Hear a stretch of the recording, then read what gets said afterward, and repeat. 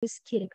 Ақын жазушылардың өмір баянына міндетті түрде тоқталуымыз керек, өйткені биыл ұбт-да келіп қалу ықтималдылығы жоғары деп жатыр. Бұл түрекпен пікір қосылған. Беймен өмір баянында нақты қай жылы не істеді, қай жылы қандай оқу орнын бітірді емес, шығармаларына байланысты нақтылы деректер келуі мүмкін деп жатыр. Сонда кішкене сол нәрсеге акцентті қояйық. Жалпылама шәкәрім кім десеңіздер, шығармада тіпті абайға шәкәрімді табыстап кететін адам бар еді ғой, сен болыс болма деп ақыл айтып, сен одан да не істеп, осы жолыңда жүре бер деп өлерінің алдында кімнің өз ағасы шәкәрімді табыстап кететін еді. Енді шәкәрім кім десеңіздер, шәкәрім Абайдың әкесі Құнанбай бар ғой, соның Құнанбайдың ең бірінші жары Күнке. Ал Абай ол Ұлжаннан туған. Сол Күнке бар ғой, сол Күнкеден туған Құдайберді деген ұлы болады. Жалғыз. Қараңыздар, сонда мынандай нәрсе. Құнанбайдың ең бірінші бәйбішесі болады, ол Күнке. Одан кейін тоқал Ұлжан болады. Күнкеден туған бала болады Құдайберді деген. Құдайберді, ал Ұлжаннан Абай туады, Осы Құдайбердіден туған мынау шәкәрім. Құдайбердіден туған осы шәкәрім. Сонда анау Абайдың балалары кім еді? Мағауия дегендер секілді. Бұл Абай үшін де шәкәрім не? Кәдімгі өзінің баласы секілді. Бірақ енді бәрібір түптеп келгенде аналары бөлек, сол жағынан немере інісі деп аталады. Енді шәкәрімнің әкесі Құдайберді ерте қайтыс болып кетті. Сол кезде баласын Құнанбайға тастайды, бірақ Құнанбайға емес, негізінен Абайға табыстап кетеді. Шығарма желісі бойынша да, негізгі өмір бойынша да сөйтіп Құнанбайға тастап кетеді. Абайға арнайы аманаттап кетіп, Абай осы Құдайбердіден туған шәкәрімді, Құдайбердіден туған басқа балаларды өсіреді. Және сол балалардың ішінде шәкәрімнің зеректігін Абай байқай біледі. Сөйтіп оны алғашында молдадан сабақ алуға жібереді. Одан кейін оған орысша тіл үйретеді. Әртүрлі аспаптарда, жаңағы домбыра, гармон деген сияқтылармен ойнауды, ән салуды, былайша айтқанда шәкәрімнің барлық қырынан ашылуына тікелей жағдай жасайтын осы Абай болады. Сөйтіп шәкәрім енді сондай дүниені жасап жатқан Абайға кемелденіп қалған кезінде, жасы біршама жасқа келген кезде ерекше өзінің алғысын білдіреді. Сөйтіп Абай тәрбиелеген шәкәрім өте сондай сауатты тұлға болып өседі де, кейіннен ойлаңыздар, бұның туған жылы 1858. Абаймен арасы қараңыздар, 10 жас. Бірақ Абай бұл баланы қалай өсірді? 1845 Абайдың туған жері. Аралары 10 жас. Бірақ өзінің інісіндей бауырындай қарап, бар жағдайды жасады. Сонда 58-ден есептесеңіздер, 42-47 жасында ең алғаш рет кәдімгі қажылық сапарға барады екен. Меккеге барады, қажылық сапарға. Одан кейін бұл қажылық сапардан кейін бірден Қазақстанға қайтпайды да, Стамбул, Париж сияқты қалаларды өз көзімен көріп қайтқан. Қажылық Мекке, Араб елінде, Стамбул, Түркияда, Париж, білесіз, Еуропа. Яғни шәкәрім бізде қазақ әдебиет тарихында көп бұл айтыла бермейді. Жалпылама шәкәрім бұл әлем елдерін аралаған әдебиетші ретінде біздің есте қалады екен. Одан кейін Стамбул кітапханасында болады. Сол Стамбул кітапханасында жүріп, кәдімгідей жаңаша бір мәліметтермен таныса бастап, ары қарай өзі бір ойға келеді. Яғни біздің қазақтың бай әдебиетін неге ары қарай не істемеске, дәріптемеске, неге осы шығыс батыс әдебиетімен бұларды мазмұндас, сарындас жасамасқа деген ойға келеді. Сонымен қазақ жеріне қайтадан қайтады. Бұған жақсылық жасаған Абай, Абайдың жақсылығын ұмытпай, ең алғаш рет 1897 жылы деп айтылады, Абайға арнап жастарға деген өлеңді жазады. Өлеңнің жалпы мазмұнына мән берсеңіздер, бұл жерде Абайды дәріптейді. Жүр жастар, біз бір түрлі не табалық? Мал табалық, арам, айла деп басталады. Сонымен одан да біз Абайға барып сыйынайық, Абай бізге барлығын үйретсін, Абай деген ол ұлы тұлға деп осы өлеңін жазып өтеді. Одан бөлек Ұтылғанның өмірі деген шығармасы бар. Бұл кәдімгідей сол қажылық сапардан кейін жазған өлеңдерінің бірі. Одан кейін бұл жалпылама шәкәрім есімі 1937-де кәдімгідей неге ілініп кетеді? қара тізім дейміз ғой, репрессияның, бұл өзі репрессияның құрбаны болмайды, жалпы репрессияға жетпей кетеді. Бірақ сол репрессия кезінде халық жауы атағының бірі осы шәкәрімге беріледі. Шәкәрімнің өлімі туралы ең бір не дерек бар. Оқу өмірінің соңғы жылдарын шәкәрім негізі ен далада жалғыз өзі киіз үйде тұрып өмір сүреді екен да. Сонда бір адамдар барып шәкәрімді қасақана өлтіріп, құдықтың ішіне тастап кеткен. Ұзақ жылдар бойы шәкәрім денесі сол құдықтың ішінде жатқан. Тарихи шындық бойынша. Одан кейін халық жауы әртүрлі жала жабылған шәкәрімнің есімі ең алғаш рет 1959 жылы бір ақталады. Одан кейінне барып 1988 жылы біздің барлық жаңағы қазақ тұлғаларының есімі ақталатын жыл бар. Мына Оян қазақты көрген болсаңыздар, сол жерде 1988 жыл деп, сол жерде кімнің Міржақып Дулатұлының есімінің ақталғанын айтады. Яғни осы уақытқа дейін халық жауы болып келген Міржақып Дулатұлының кінәлауға ешқандай себеп жоқ деп шығармада көрсетеді. Дәл сол секілді солармен бірге алғаш рет шәкәрім де ақталады. 59-да ақталған кезде, бұл шәкәрімнің есімін ақтағаннан кейін, сол шәкәрімнің есімін ақтаған адамның үстінен әртүрлі істер қозғалып келеді. Енді ол былай ғой, халық жауы деген атақ берілгеннен кейін шығармалары, жалпы есімі еш жерде аталмайтын болады. Сондай қиындығы болды. Одан кейін шәкәрімнен қалған жалпы мың шығармалар. Түркі, қырғыз, қазақ һәм хандар шежіресі, одан кейін үш анық, үш анықты жақсы білулеріңіз керек. Одан кейін мұсылмандық шарты, жастарға насихат. Ал мынау Қалқаман Мамыр, жақсылап естеріңізде сақтаңыздар, еңлік кебек, Нартайлы Айсұлу деген шәкәрімнің сондай көлемді шығармалары. ұбт-да міндетті түрде сіздерге сұрақ болып келеді. Шәкәрімнің көлемді поэзиялық шығармалары деген сұрақ келеді. Сол кезде осы шығармаларды міндетті түрде белгілеулеріңіз керек. Және бұның жанына қосып қоясыздар Лейлі Мәжнүнді.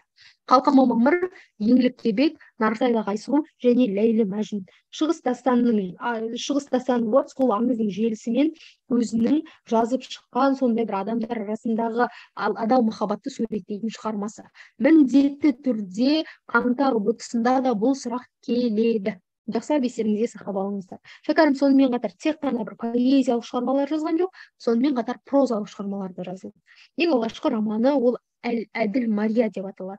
Одан кейін Бәйшешек бақшасы, қайғылы роман деп ары қарай өз жалғасын табады. Сонымен қатар жаңа біз бірінші неде айттық, оны аудармашы деп.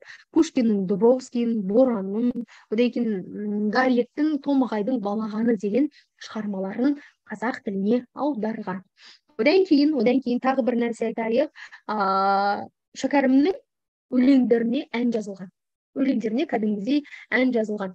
Мына бұл ән бұрынғы әннен өзгерек деген бар. Бұны Тамара Асар айтады. Қазір тыңдатам. Соны жақсылап естеріңізде сақтап алыңыздар. Бұл да сұрақ болып келеді. Ән өлшеуіш өлең күміс қоспаңыз мыс аралас. Артық алу, некем салу, қапы қалу жарамас деп ортасында айтылатын жолдары бар. Міне сол өлеңі бізде ән болып жарыққа шыққан. Одан кейін анадан алғаш туғанымда дегені бар. Анадан алғаш туғанымда жыладым неге дыбыстап, кіндікті кесі қиғанда анамнан кеттім алыстап деп. Бұрын, қазір кезде шәкәрім оқулары жоқ қой, жалпы аз болады. Бұрын Абай оқулары болған кезде шәкәрім міндетті түрде қатарласып жүретін. Қазіргі енді біздің жалпы жаңартылған білім бағдарламасы дедік, өзгерістер еніп жатыр дедік. Содан кейін Мәшһүр Жүсіп, Төлеген Айберген оқулары қосылды да, шәкәрім оқулары біртіндеп қалып қалды. Бұрын кәдімгідей Абай оқуларымен бірге қатар шәкәрім оқулары дейді да, өлеңін жаттағандар бөлек, әнін айтатындар бөлек деген сияқты, немесе шәкәрімге арнап өлең шығарғандар бөлек деп топ-топқа бөліп Абай оқуымен қатар ұйымдастырылатын. Жалпы Абай деген кезде шәкәрім есімі қатар аталады екен. Енді біз білуіміз керек ең басты нәрсе ол еңлік кебек поэмасы. Біз таныс болуымыз керек нәрсе. Өйткені бұған байланысты сіздерге көп сұрақ келеді. Апай, анау шығармаларын бір көрсетіп жіберіңізші, түсіріп алайын. Болды, апай, рахмет. Прозалық шығармаларын жаттаңыздар, сосын мына көлемді шығармаларын міндетті түрде. Сосын өлеңіне жазылған әндер. Әдейі жазып қойдым бұл жерде. Енді мыналар қатты бір келмеуі мүмкін, алғашқы екі жоқ. Қалғандар міндетті түрде келеді. Тағы кім не айтты? Апай, мына эфир сақтала ма? міндетті түрде сақталады. Алдындағы тек қана Google-дағылар ғана шығарып бір мәселе болып салынбай жатқан. Әйтпесе мынау YouTube-ға трансляция жасалып жатыр, Алла қаласа сақталады. Енді қараңыздар, еңлік кебек поэмасы. Бұл жерде не білуіміз керек, не айтылады? Бұл үлкен бір рулар арасындағы талас тартысты суреттейтін сондай Шәкәрімнің шығармасы. Абай жолы бойынша Дәрмен мен Шұбар бұл поэманы жазуға таласады дейді. Ал қазақ әдебиетінің тарихы бойынша негізгі оқиға желісі бойынша Шәкәрім мен Абай өзінің баласы Мағауияға осы шығарманы жазуға тапсырма береді алғашқы кезде. Яғни екеуіне айтады, екеуіңнің қайсысының шығарманы жақсы болады, мен сол шығарманы не істеймін, кәдімгі үлкен көлемді шығарма қылып жарыққа шығарамыз дейді. Алғаш рет еңлік кебек поэмасын жазуға таласқандар осы Шәкәрім мен Мағауия болады. Екеуі жазып шығады, екеуі жазып шыққан еңлік кебек пен жалпы поэманың ең жақсы нұсқасы ол Шәкәрімнің нұсқасы болады. Сөйтіп Шәкәрімнің нұсқасы жақсы нұсқа болғаннан кейін ең алғаш 1892 жылы Дала уәлаяты деген газет болған. Естеріңізде сақтаңыздар, Түркістан уәлаяты деген газет болған, қазақ болған, айқап болған. Қазақстан тарихынан Алла қаласа өтесіздер. 19 ғасырдың 20-ның соңы 19 ғасырдың соңы, 20 ғасырдың басындағы газеттер деп өтесіздер. Сол кезде Дала, Түркістан деген секілді. Соның ішінде 1892 жылы Дала уәлаяты деген газетке жарыққа шыққан. Еңлік кебек поэмасын жазуға Шәкәрімге тапсырма берген адам ол Абай. Одан кейіннен Дала уәлаятынан кейін 1912 жылы Жәрдем деген баспаның жаңағы қолдауымен үлкен кітап ретінде жарыққа шығады. 1780 жылы Шыңғыстау, яғни анау Абай жолында да Шыңғыс деген тауды айтады ғой, қатты болғандықтан осылай аталған деп шығармада ат аталады. Сол Шыңғыстаудың етегінде болған оқиғаны баяндайды. Оқиға жақсылап естеріңізге сақтаймыз. Матай мен Тобықты деген екі рудың арасында болатын оқиғаны суреттейді. Енді ең бірінші бастайық, басы қалай басталады десеңіздер, ең басы жалпылама Шәкәрім Құдайбердіұлының сөз басы дегеннен басталады. Сөз басында Шәкәрім сол бір кезеңнің жайын айтумен, бұл еңлік кебекке бірден кірмейді да, тек қана нені баяндайды.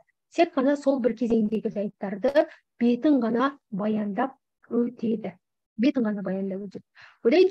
Одан кейін бұл негізгі неден өткеннен кейін белестейміз ғой. Бұл белестен өткеннен кейін ары қарай еңлік кебек поэмасының жалпылама мазмұнына кіріп кетеді. Ал енді бұл поэмада не айтылады, бұл поэма кімге арналып жазылған, не айтылу керек деген нәрселерге тоқталатын болсаңыздар, анау 19 ғасырдың деп айтамыз, 20 ғасырда болған жалпы ел теңсіздігі, я болмаса анау рулар арасындағы дау деген нәрсені сондай ашып көрсететін туынды ретінде тоқталсақ болады бұл шығармаға. Жалпылама еңлік пен кебектің басындағы қиын жайт. Олардың ең басты қиындығы ол өз руларынан келді, өз руларындағы адамдардан келді. Ол адамдар еңлік пен кебекке не істеді? Жалпылама біз соған тоқталамыз. Ең бірінші жаңа айтқандай, әңгіме басындағы сөз деп басталады. Одан кейін қазақ басындағы тарих. Ақтабан шұбырында алқа көл сұламаға тоқталады. 1723 естеріңізде болса, бізде Ақтабан шұбырында алқа көл сұлама қазақтар мен жоңғарлар арасында болған. Шәкәрім бірінші сол оқиғаға тоқталады. Сол жылдары неге оған тоқталады? Өйткені қазір мына Матай мен Тобықтылар арасындағы даудың ең басты туындауына себеп осы бір кезеңдер болған. Сонда сол Ақтабан шұбырында алқа көл сұлама білесіздер, былай айтайық, мына жерде біздің қазақтар өмір сүрді деп алайық, шығарма түсінікті болу үшін. Мынау біздің қазақтың жері. Бізге қатарлас орналасқан бір ел болды, бізге қатарлас орналасқан Жоңғар деген, қазіргі Моңғол жеріндегі Жоңғар деген ел болды. Ақтабан шұбырында алқа көл сұлама осы екі елдің арасында болды. Жоңғарлар қазақтарға қайта шабуыл жасады. Сөйтіп жүрген кезде мынау Қазақстанның шығыс жағында өмір сүріп жатқан білесіздер ғой, наймандар, тобықтылар, солардың барлығы неде осы шығыс өңірде өмір сүріп жатты. Әлі күнге дейін наймандардың қонысы осы жақ. Сонда мына жоңғарлар ең бірінші шабуыл жасаған кезде мына жақта тұрған жоңғарлар ақымақ емес қой, мынадан келеді да Қазақстанның батысына шабуыл жасамайды ғой, Өздеріне жақын тұрған әрине неге жасайды? Өздеріне жақын тұрған бірінші Қазақстанның шығысына. Ол жерде наймандар, мынау тобықты матайлықтар билеп, сол жерде өмір сүріп жатты. Сөйтіп жатқан кезде қазақтар мына жоңғарлардың ығымен ең алғашында мынау Шу жаққа көшті. Шәкәрім осыны бірінші айтады. Сонда Шу жаққа қарай біртіндеп бет алды дейді. Сөйтіп жүріп енді бір жартысы дейді арғындар керісінше солтүстікке қарай бет алды дейді. Мына солтүстікте бізде білесіздер Ойыл деген сияқты нелер бар. Есіл өзені бар, Қарқаралы жері бар. Бір жартысы сол жаққа, солтүстік жаққа, бір жартысы оңтүстік жаққа қарай бет алды дейді қазақтардың. Ана жоңғарлар қайта шабуыл жасай бергеннен кейін. Сөйтіп жүрген кезде аяқ асты қазақтың мына бөлігі Шудан кейін біртіндеп Ойыл, Елек деп батыс өңірден бірақ шықты, Мұғалжар тауы жақтан деп. Анау нелерден қашып жүріп. Сөйтіп Кіші жүзді Әбілмәмбет би биледі. Енді қалмақтармен мен соғысамын деп соғыс ашқаннан кейін, мынау әр жақта шашылып жүрген қазақтар, бұрын көшіп кетіп жүрген қазақтар біртіндеп не істей бастады. Ары бері ой қырдасып жүріп, өз мынау шығыс өңіріне қарай қайтамын деген шешімге келді. Және сол шешімге келгендердің бірі Мамай деген адам болады. Мына өңірден қайтадан өз жерімізге көшейік деп жүрген адамның бірі Мамай болады. Мамай не дейді? Өзіміздің Шыңғыс тауына барып қоныстанайық деп жүреді. Аяқ асты бұлар дайындалып, бұлардың біреуі барамын, біреуі қаламын, мен осы жерде тіршілік ете беремін, мен ілесемін деп әлі бір шешімге келе алмай жүрген кезде, мына Шыңғыстың жерін Матай деген адам билеп алады. Сол тауды иемденіп алады. Бос жатқан жер, иемденіп алам десе де өзінікі, өзі біледі. Сөйтіп анау мамайлар әні міні деп жүрген кезде бұл жерді иемденіп алады. Кім? Матайлықтар. Сөйтіп Шыңғыс тауы толықтай матайлықтарға тиесілі болады. Енді Шыңғысты Матай алды дегенді естігелі бері, анау жан жақта жосып жүрген адамдардың іштей ыза кегі кетеді. Мен енді көшемін деп ойлап тұрғандар Шыңғысқа көше алмай қалады. Сөйтіп іштерінде бір Шыңғыста өмір сүріп жатқан матайлықтарға кек кетеді.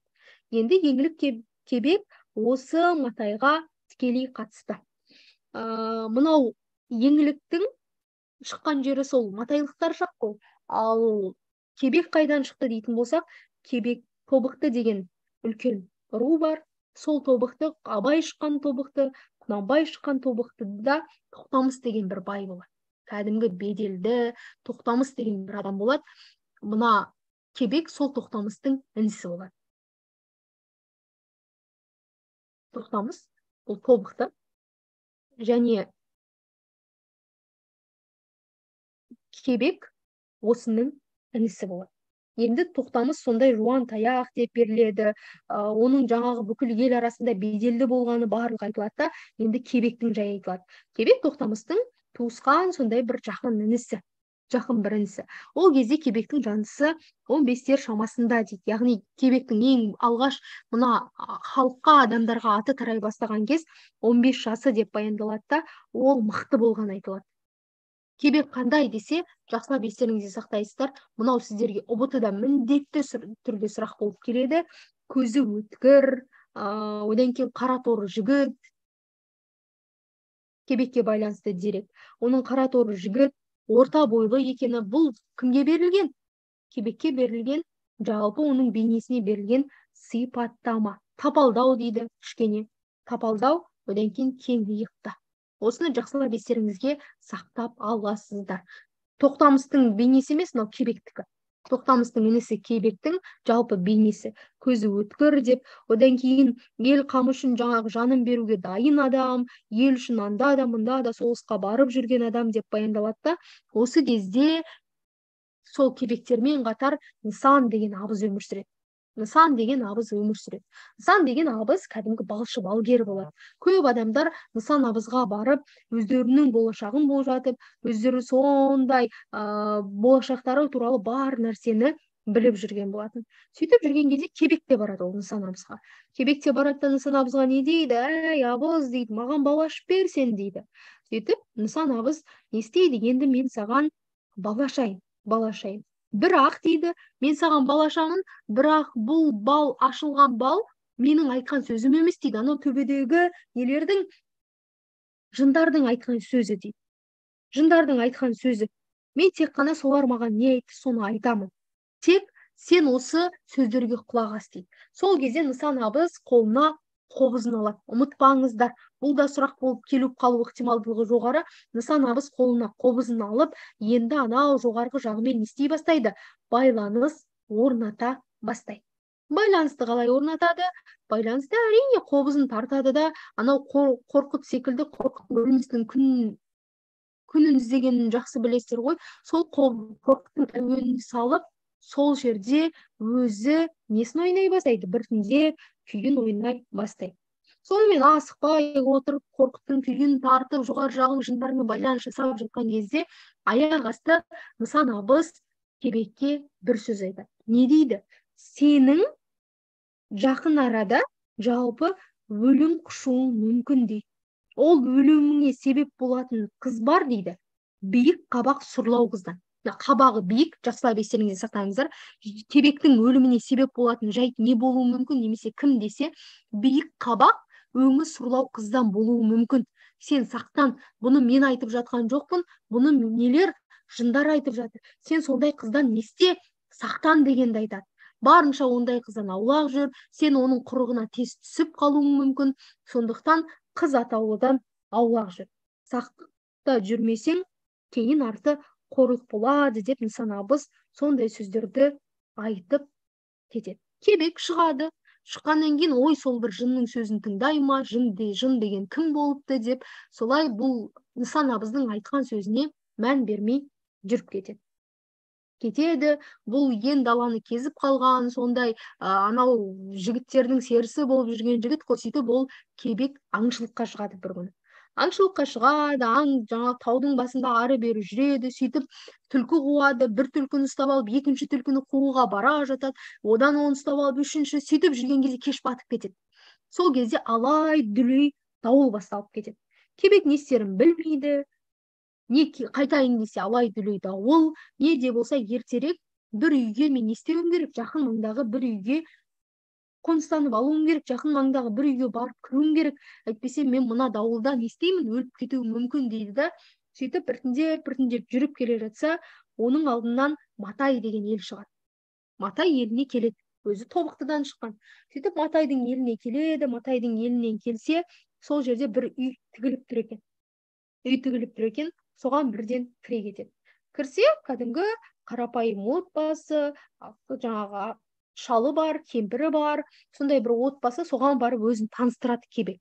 Кебек келген кезде оған міндетті түрде құрт береді, жаңа езілген құрт бар ғой, ол кезде сусын сондай болған, яғни қазақта шай емес, сол құртты езіп, үстіне ұн, жаңа сүт қосады, ұн деппін ғой, су, сүт қосады да, кәдімгі біз анау айран деп ішеміз ғой қазір, анау турецкий айран деп ішеміз ғой, дәл сол секілді жасап қатысты еземіз, немесе құртты, анау кәдімгі дайын құртты езіп, үстіне су құйып, айран сияқты ішеді ғой қазір балалар, қызып көріпші. Дәл сондай сусын ұсынады, алдынан құрт береді дейді. Содан кірсе, үйінде шалы бар, кемпірі бар, және сол шал мен кемпірдің малшы жігіті бар, және үйде бой жетіп отырған бір қыз бар екен. Сөйтіп енді өзін таныстыра бастайды. Мен жаңағы Тобықты деген елденмін, мына елде аң қуып жүргенмін. Сөйтіп жүрген кезде не істедім? Кеш батып кетіп, аяқ асты алай дүлей боран болып, мен осы жерге келуіме тура келді. Менің атым Кебек дейді. Сонда Кебектің атын естіген кезде, ана жерде тұрған қыз жалт етіп қарай қалады. Білдіртпей бірден жаңағы істеп тұрған жұмысына кірісіп кетеді. Сонымен бұл үйдегі шал бай адам екен, кедей емес, кәдімгідей бай адам. Сонымен аң аулап жүрген Тобықты болсаң, ендеше үйімізге қон деп қызына тапсырма береді, мына қонаққа арнайы төсек сал деп. Сонымен Кебектің есімін естігенде елең ете қалған еңлік Кебекке төсек салады. Бұлар ер азаматтар сыртқа шығып кеткен кезде төсегің дайын деп Кебекке айтады. Сен мұндай төсекті көріп пе едің деп былай Кебекке не танытады жаңаға. Мынандай төсекте сен жатып көріп пе едің деп. Бірақ Кебектің ойында мынандай ой кетеді. Танымаған қонаққа жаңағы өзінің сырын білдірген бір жеңіл жүрісті ұрғашы екен ғой деген ой кетеді. Яғни жеңіл жүрісті әйел екен ғой мынау деп, еңлік туралы алғашында Кебектің ойында осындай ой болады. Сонымен төсекке жатады. Бір уақытта бұл Кебекті түннің бір уақытында бәрі ұйықтап кеткен кез ғой, келеді да еңлік өзі оятады. оятады өзі. Сонда оны көрген кезде мүлдем таң қалып қалады. Сонда енді еңлік өз ойын айтады. Сен жаңа ұйқың қанбай жатырсың ба? Мен осы уақытқа дейін былайша айтқанда сені күткен едім. Сен мені бағана көрсе қызар, сондай адам деп ойлап қалған шығарсың, әдепсіз қыз деп ойлап қалған шығарсың. Негізінде мен ондай емеспін. Мен керісінше бір сорлымын, бағым жанбай жүрген дейді да, өз жайты жайлы баяндайды.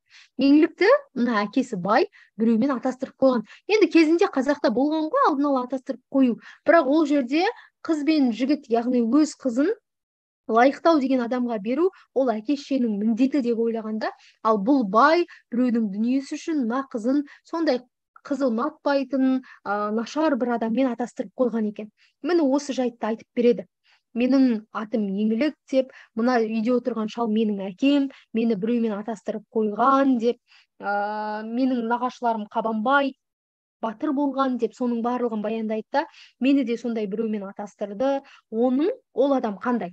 Енді еңлікті атастырған адам қандай? Осыған мән беріңіздер. Жаңағы жас негізінен қартаймаған адам, бірақ бетіне ерте әжім түсіп кеткен дейді. Одан кейін күні түні ұйықтайды, басқа ұйқыдан басқа істейтін ісі жоқ. Күндіз керісінше асық іздеп жүреді ескі жұрттан. Одан кейін несі жоқ дейді, қолы шолақ дейді. Мына бармақ бар ғой, бас бармақ деп айтамыз ғой, сонысы жоқ дейді. Ол маған ұрын келді былтырғы жаз, бірақ мен онымен жатқан жоқпын, оған жолағым да келген жоқ. Сондай күні түні ұйықтап, бір қолы шолақ деп барлығын баяндайды да, ол сорлы емегенде кім сорлы дейді да, менің күйеуімнің жайы осындай деп еңлік өз күйеуінің жайын баяндап береді.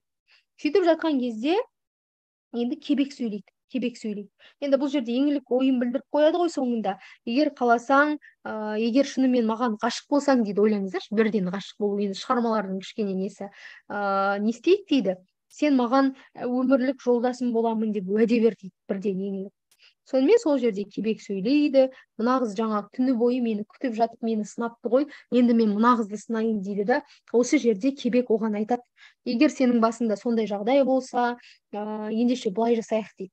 Яғни тек қана бір әрекетсіз отыру дұрыс емес, Құдай деген бізге аяқ пен қолды жайдан жай бермеген деген сияқты сөздерді айтады да, анау елі, өзінің тобықты деген елі, мына неге Шыңғысқа келе жатқан кезде, мына Матай Шыңғысты иеленіп алды ғой. Сонда екі елдің арасында осындай дау болып отырды ғой. Яғни Матай мен Тобықтың арасында үлкен сондай бітіспес дау. Өйткені тобықтылар анау неден, Мұғалжар тауынан батыстан шығысқа көшіп келе жатып, Шыңғыс тауын мекен етеміз деген кезде Матай ел бірінші иемденіп алды ғой. Сол бітпес дау бар дейді екі елдің арасында. Бір-біріне барымта жасап, әлі бір шешімге келе алмай жатқан кезде, күйеуі бар қызды менің алып кеткенім ол дұрыс болмас деп. Матай, сен алып кетсем, Матай тыныш жатар деймісің, Тобықты тыныш қалар деймісің, деген сияқты сөздерді айтады. Сонда еңлік оған күледі. Яғни Матай мен Тобықтың арасындағы жайды айтатын, ол сенің сөзің емес деп, сондай сөздерді айтып, ақыр соңында мен саған қазір өзімді ал деп тұрған жоқпын, екі ел бітімге келер, сол кезде ал деп тұрмын деген кезде, егер шын сүйсең ғана ал дейді. Сонда кебек оны одан сайын неткісі келеді, жаңағы сынағысы келеді да, ендеше сен менімен бірге бол деп айтады. Сен менімен бірге бол.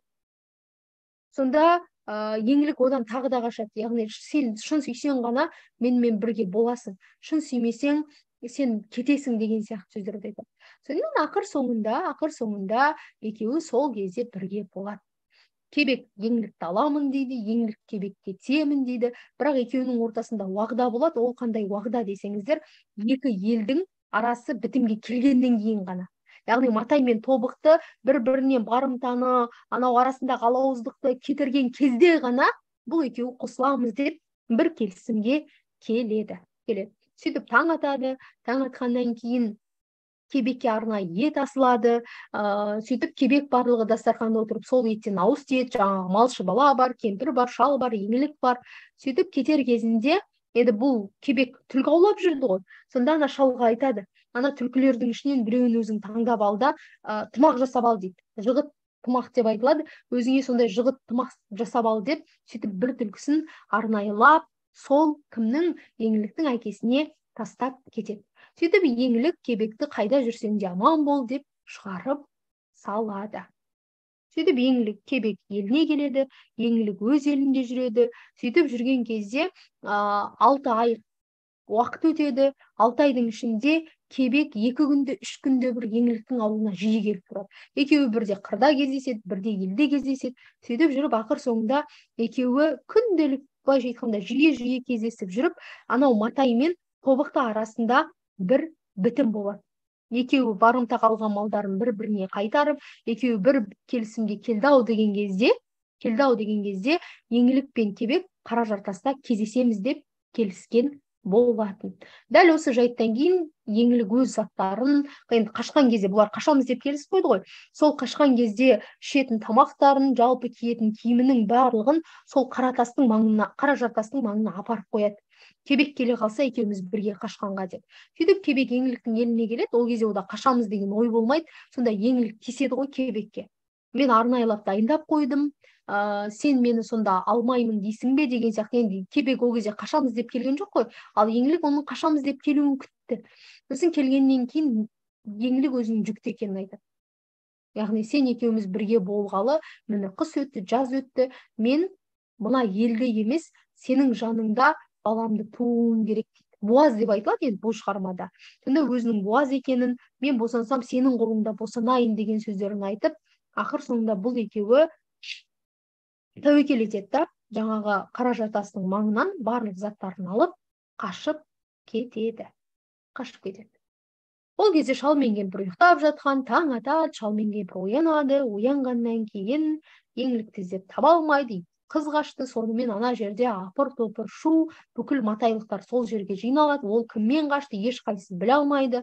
Өйткені енді бұл жерде қазақта білесіздер ғой, құдайы қонақ деп, қонақ келе берген ғой қазақтың үйіне. Өтіп бара жатқанда жолдан түсіп кеткен, бір күн қонып кетейін деп келіп жүргендер де көп.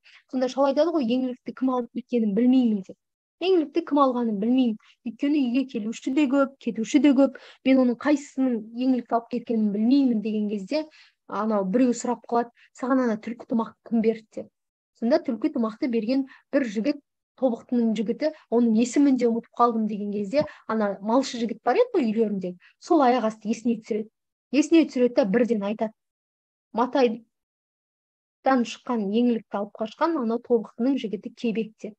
Ол кетер кезінде еңлік деген қош батырым аман есен қауышайық деген сияқты сөздерді айтқан. Былайша айтқанда кебек еңлікті алып қашып кетті дейді.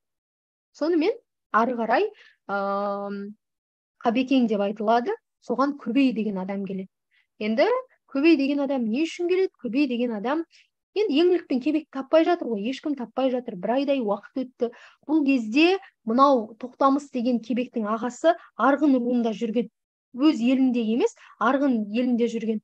Енді бұлар Арғын жақтан Тоқтамыс келем дегенше бұл істі бір жақты етейік дейді. Бірақ қалайда біз нені Тоқтамысты күтуіміз керек деп, сөйтіп бір ай өтеді, одан кейін тағы бір жарым ай өтеді. Ақыр соңында анау наймандар біз бұл мазаққа көнбейміз деп көтеріледі. Енді Матай да тыныш жатпайды. Матайға да жетеді бұл нәрсе. Өйткені біз айтады ғой, ел құлағы елуді, бүкіл нәрсе тез тарайды сол бір кезеңде. Сөйтіп наймандар бір жерге көп болып жиналады. Жиналғаннан кейін енді бұл істі не істейік? Шешейік. Бұл істің соңына жетейік. Бір жағынан шығарайық дейді. Яғни тентек адам кебек па? Тентектің жазасын берейік. Біз екі ел қырылыспай тұрып, алдымен не істейік? Қырылыспай тұрып, алдымен бұл мәселені шешейік дейді. Бірақ адамдар оған келіспейді. Матай деген найманның руы ғой енді. Сонда айтады, Тобықты деген Арғын. Сонда айтады ғой, Матай мен менің Тобықтының біреуі ғана қалсын. Біз қырылсақ, кім жеңіледі, кім жеңеді, сол ғана қалсын. Яғни еңлік пен кебек үшін араларында осындай оқиғалар басталады. Сөйтіп жүрген кезде Кенбай мен Көбей деген адамдар арнайы биге барады. Сонда би айтады, бізде Әнет деген баба бар емес па деп. Әнет деген баба бар емес па? Ол менің батамды ешқашан қабыл қылмай қойған жоқ деп. Қабыл қылмай қойған жоқ. Енді не істеңдер? Мына жерге тобықтылар найманды ертіп әкелсін де, одан да кебектің жатқан жерін айтып берсін деп бір шешімге келеді. Сонымен кебек пен еңліктің өмір сүріп жатқан жерлерін айтады. Олар енді қашып кетті ғой. Қашып кеткеннен кейін еңлік толғатып ұл табады. Сөйтіп еңлік пен кебек ұлды болады. Енді ары қарайғы бар қызықтары енді далада тұрып жатыр ғой бұлар. Бар қызығы сол бала болады. Біреу ұйықтаса, біреу балаға қарайды. Сөйтіп жүріп, ақыр соңында екеуі біртіндеп ол жерге үйрене бастайды. Сол кезде аяқ асты бұлардың астында қозгүрең деген тұлпар болатын. Сол қатты кісінеп қалады. Қатты жаңағындай қарғып кісінейді. Сонда еңлік шошып кетеді де кебекті оятады. Сөйтіп жатқан кезде бұлар жаңағы атқа мінеміз деп жатқан кезде аяқ асты жау келеді. Жау деген кім? Жау деген матайлықтар.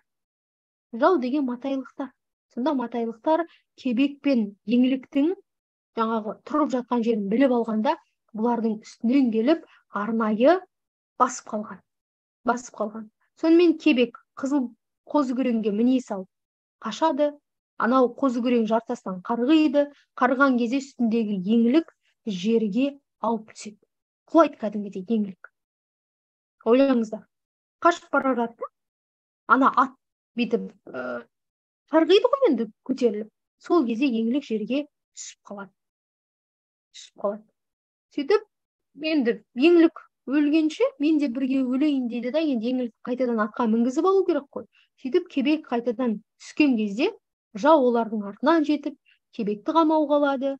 Одан кейін жерде жатқан анау матайдың қызы еңлікті қолға алады. Сөйтіп бүкіл жастар жиылып, не істейді дегенді? Кебек пен еңліктің жазасын беруге ыңғайланады. Сол жерде біреу сөз айтады ғой, бәрібір сендер бұларды өлтіруге дайын тұрсыңдар ғой деп. Бірақ өлерде, бұны енді кебектің өзі айтады деп айтылады, өлерде айтылатын үш тілек бар ғой деп, үш тілек бар ғой. Ең құрмағанда сол өлерде айтылатын үш тілекті мен айтып өтейін дейді. Сонымен кебек сол жерде үш тілек айтады. Қандай тілек десеңіздер, өлген соң бірге, кім айтады? Еңлік айтады осы жерде. Еңлік пен кебекті айтады, егер біз өлгеннен кейін бізді бірге қосып үстімізден таспен бастырыңдар деп. Яғни бізді бөлек не істемеңдер, жерлемеңдер деп. Одан кейін айналып келгенде, мына еңліктен туған бала Тобықтының баласы ғой дейді. Бұны өлтірмеңдер, Кеңгірбай деген биге тапсырыңдар дейді. Сөйтіп сондай тілек айтады. Яғни екеумізді бірге өлтіріңдер, өлтіргеннен кейін таспен бастырыңдар. Үшінші тілегі, мына баланы өлтірмей, Кеңгірбай биге тапсырыңдар дейді.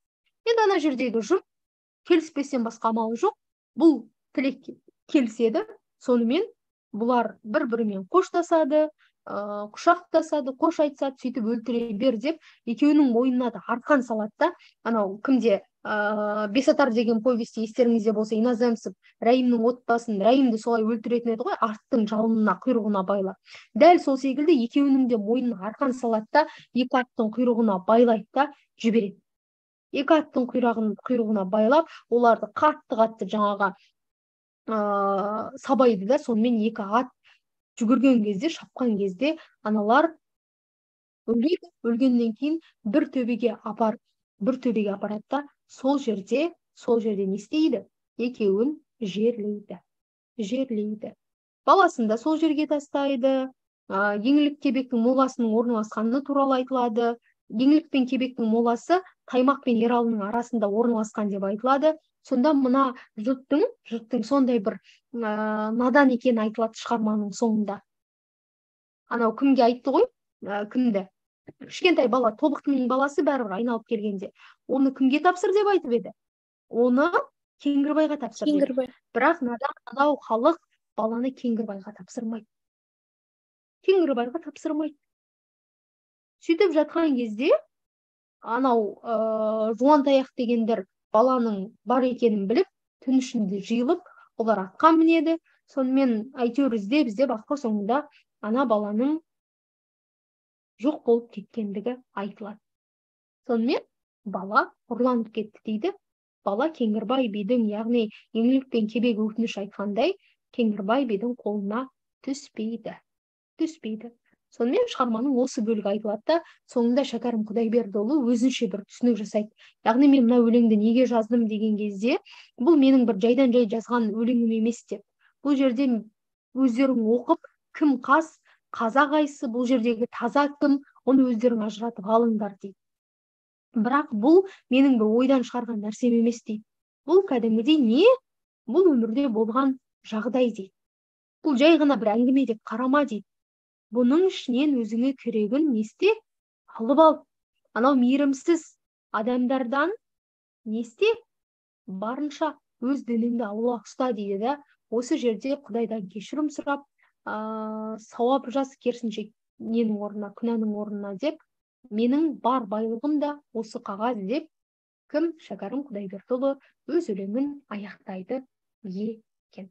Жалпылама шығарма осы Шыңғыстауына таластан басталды әу басы, Матай емденіп алды, тобықтылар келеміз дегенше, сөйтіп екі елдің ортасында біраз жаулық пайда болды, бір-біріне жау болып кетті. Тоқтамыс деген болады, тобықтыдан шыққан Кебек соның інісі, ал Матайдан шыққан жаңағы шал еңліктің әкесі. Жалпылама шығарманың желісі осындай. Енді сіздерге берілетін тапсырма бар, ең басты берілетін тапсырма бар. Ол осы еңлік Кебек жырына байланысты оқиғаның реттілігін, яғни нені жалпылама шығарманың құрылымын жаза білу.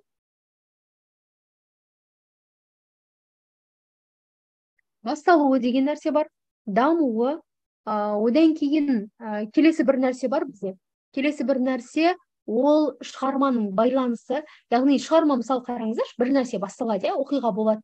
Оқиға болғаннан кейін ол біртіндеп жалғасын табады, ол байланысқа кетеді, дамиды одан кейін оқиға. Одан кейін шығармада міндетті түрде не болады? Шиеленіс орын алады. Яғни кез келген бір ушыққан жағдай туындау үшін ортада шиеленіс орнайды. Шиеленістен кейін шарықтау шек болады. Яғни сол шиеленістің салдарынан біреу деген оттатып жібереді да, сол оттың несі? Шарықтау шегі, яғни қай жерге дейін болды деген нәрсе. Одан кейін шығармада міндетті түрде шешім болады, оқиға қалай аяқталды. Мысалы, жаңа отты айттық қой, композициялық талдау жасаймыз міндетті түрде. Мысалы, қалай басталады, Мысалы, от бір өңірге жаңағы сондай от басталды деп айтамыз, өрт деп айтамыз, өрт басталды дейміз. Одан кейін өрт мынанша километр жерді қамтыды деп дамуға айтамыз, байланысқа айтамыз. Одан кейін ары қарай дамытамыз оны. Тіпті күн сайын ана өрт не істеп бара жатыр, өшіре алмай бара жатырмыз деп. Одан кейін неге айтсақ болады? Ары қарай бізде шығармада шиеленіс бар. Шиеленіс мүлдем өрттің өршіп кеткендігі, одан сайын басқа өңірлерге де тарап бара жатқандығы. Ең соңында шарықтау шекте соңғы жағдай, яғни қаншалықты жерді шарпығандығы, шешімде өрттің қалай өшірілгендігі деген секілді. Дәл осы секілді еңлік Кебек қалай басталды? Енді мен сіздерге бұл еңлік Кебекті жалпылама шығарма желісі бойынша талдадым.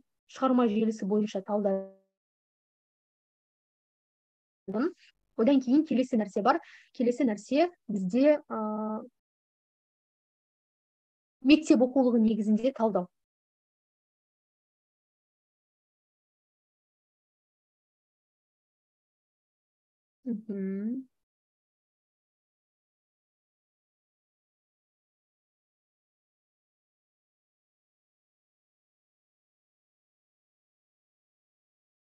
Сұрақ бар ма, қыздар? Жоқ. Сұрақ жоқ, апай. Жақсы. Енді бізде кімнің, Мұқағалидың Аққулар ұйықтағандасы қалды.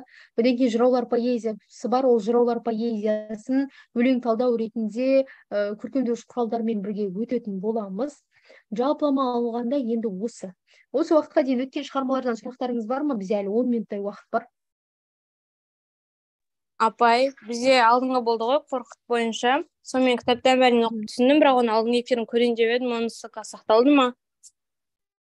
Қорқыттың алғашқы 40 минуты бар, одан кейінгі 30 минутты ол неде тұр?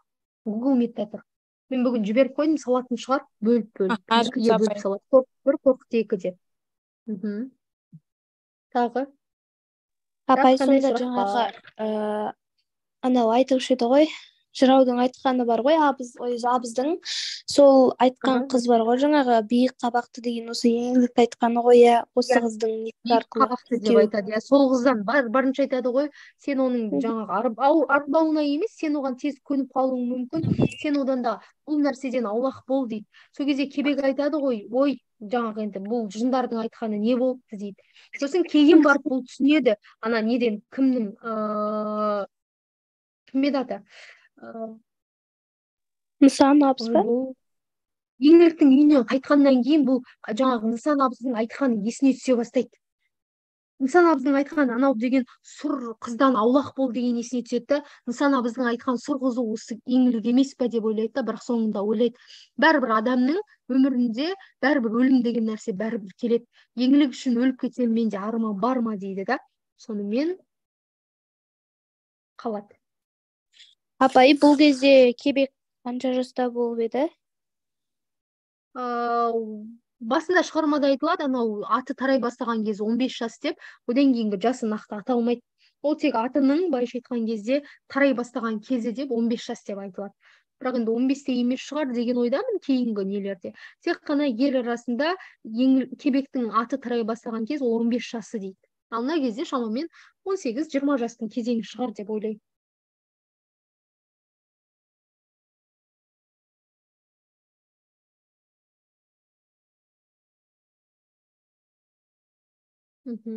Осылар үшін жаңағы Матай мен Тобықтының арасында кішігірім мындай соғыс сияқты болады, иә? Иә. Міндет сол екеуінің енді ел басылды деп ойлайды ғой олар, кім қашпай жатыр деп. Еңлік айтады ол нәрсені ше. Енді бізде де мысалы қараңыздаршы, алып қашу деген нәрсе бар ғой. Алып қашу деген нәрсе. Сонда айтады ғой, енді өзі жауласып жүрген, анау бір-біріне жаңа барымта жасап жүрген екі ел одан сайын ушығып кетеді ғой деген кезде еңлік айтады ғой, қазір адамдар кім-кімді алып қашпай жатыр былайша айтқанда. Кім-кімді алып қашпай жатыр.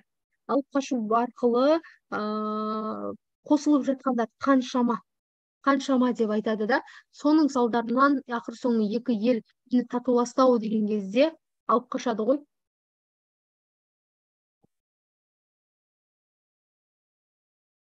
Болды ма апай, түсінікті, қазір сол оқып талдау жасаймыз. Екі оқулық бойынша бір оқып аласыздар. Одан бөлек шығармадағы жаңағы кебектің бейнесіне міндетті түрде тоқталасыздар. Кебектің бейнесі қалай беріледі, оған тоқталасыздар. Одан кейінгі тағы бір нәрсе бар, кебек қандай. Сосын шығарманың композициялық талдауын жасайсыздар. Өлең бойынша жасай алмайсыздар негізі. Қай жерде шешім, қай жерде шарықтау шешімі екеуінің өлең ғой жалпылама алғанда. Не себепті қандай үш тілек айтады, оны жаттап аласыздар, екеумізді бірге жерлеңдер, бірге тасып бастырыңдар деген сияқты, баламызды ана биге беріңдер деп. Бірақ ол бала Кеңгірбай бидің қолына жетпей ұрланып кетті деп баяндалады. Бірақ ары қарай осы еңлік пен кебектен туған баланың қайда кеткенін білмейді. Енді бұл тарихта болған оқиға десек, сонда бұл шығарма не істемеген, бұл шығармада жалпы негіз болып алынса, тарихи оқиға негізін алсақ, өмірде де еңлік пен кебектен тараған ұрпақтың кім екенін әлі күнге дейін ешкім білмейді екен. Апай, сосын айтушы еді ғой, бұрынғы бір деректер бойынша анау еңлік пен кебектің баласын жанында жерлеп қойып кеткен сол жерге деп ше. Иә, әртүрлі нәрсе, нақтылық емес та ол. Өйткені ұрлап кетті деген дерек бар. Біреулер айтады, жаңағы еңлік кебекке байланысты ол баланы біреулер асырап алды. Әлі күнге дейін еңлік кебектің жаңағы несі бар, былайша айтқанда тұқымы дейміз ғой, ары қарай жалғасқан тұқым бар деп айтылады. 1780 жылдар Шыңғыстауда болған оқиға екенін жаттап аласыздар. Матай мен Тобықты бұл келеді, Матай мен Тобықты арасындағы оқиға негіз болған шығарма деп келеді, еңлік кебек деп жаттап аласыздар. Енді бұл жерде мынандай нәрсе бар, шығармада шариғат шеңберінде айтады да, шариғат шеңберінде шынымен де әке мен шешеде мүмкіндік бар, ол қыздарын некеге өздері таңдаған бір адамға беруге, иә. Қыз әке шешенің таңдауына келісуі керек деп айтылады, бірақ есеп дүние ретінде қызды тұрмысқа беруге болмайды деп соны айтады. Одан кейін жас баланы былайша айтқанда сату дейді.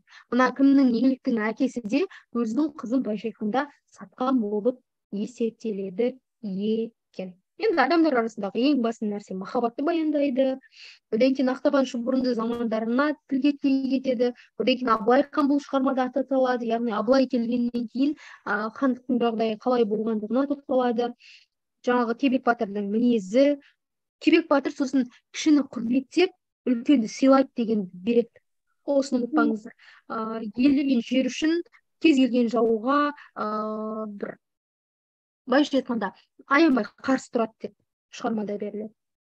Апай, анау Одан кімге кейін атастырылғаны айтылушы ма еді? Сол атастырылған тек адамын қана ол атастырған ұмытпағандықтан. адамның несін айтады, қолтық екенін, анау бір қолының Иә, жаңағы бас қол бармағының шалады. құлақ екені айтылады. Сосын күні түні ұйықтайтыны туралы ғана мәлімет беріледі. Сол Жалпыға бұрынғы ол адамның сондай кім екенін, заман болған иә, апай. Қыздарын сата иә, бергендіктен енді қыз баласы соны қаламағандықтан, амалдың жоғынан осындай әрекеттерге барады. иә. Сосын осындай қиындық тұрынған. Ал ана мысалы Ақбілекте мән берсеңіздер, ол Ақбілекте де бар ғой, әкесін жаңағы түрмеден шығарып алу үшін Камиляны деген доғаға үйлендіреді емес пе? Ода да бар, ол неден өзі қаламай. Я болмаса біз алдында ғана таныс болған Шұғаның белгісінде де бар, иә, ой, Ұлпанда да бар мәселен. Ұлпанда да бар, мысалы, атастырып қойғаны сол ақша қалмал деген нәрсе ғой, айналып келген Мырзаш кезде. қой, иә? Иә, мырзаш. Жалпылама осы Иә. білетіндеріңіз. Сұрақ болса қойсаңыздар болады. Болмаса бар жалпы шығармаға байланысты айтылатын дүниелер осы ғана. Бір оқып аласыздар міндетті түрде, сосын жаңағы негізгі мән беру керек деректердің барлығына мән беріп өтесіздер. Сұрақ бар ма басқа қыздар? Міндет.